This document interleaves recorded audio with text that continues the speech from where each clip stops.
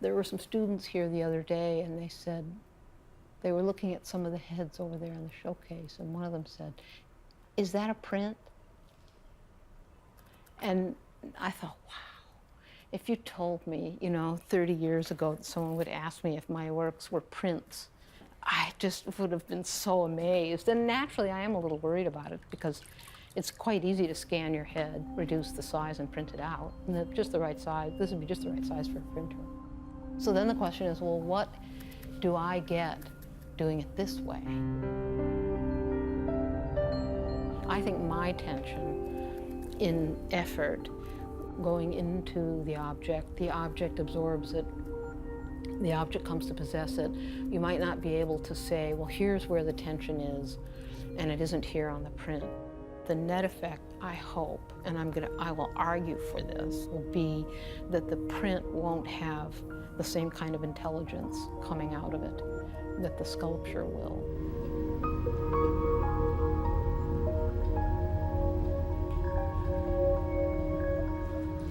Everything that I do, whether it's a photograph, an animated film, an installation, a sculpture, always really starts with a traditional process of modeling or carving, but really modeling is what I start out with.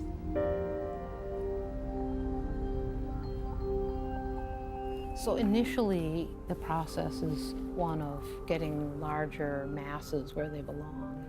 And they're set up so that they look like the same size to my eye.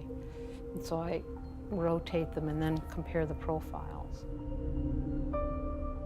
I'm fascinated with the departures from realism, of which there are many in my work. And the biggest one being that its scale is smaller than life size.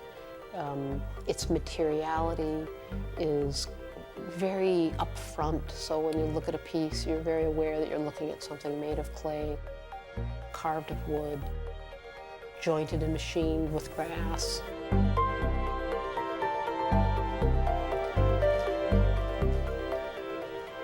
This is a major piece for me. It's a piece that I made between 1989 and 1991.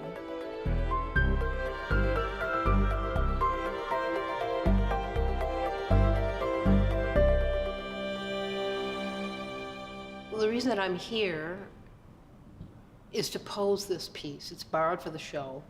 It's owned by the Hirshhorn. And the question is, it's not just a fixed object, it's a movable object. And so when it travels, someone has to pose it.